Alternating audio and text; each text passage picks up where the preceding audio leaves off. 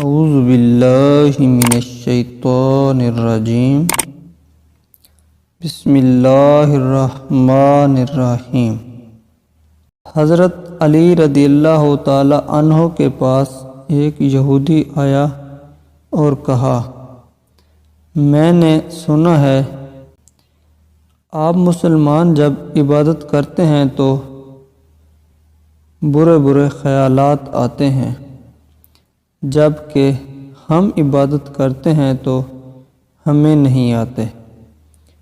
جواب میں حضرت علی رضی اللہ تعالی عنہ نے فرمایا، اگر ایک گھر فقیر کا ہو ایک امیر کا تو چور کہاں جائے گا؟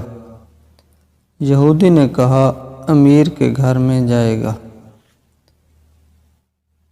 حضرت علی رضی اللہ تعالی عنہ نے فرمایا، تبھی تو شیطان ان کو ستاتا ہے جن کے دل میں اللہ ہو، جن کے دل میں اللہ نہیں ہوتا وہاں شیطان کا کیا کام ہے۔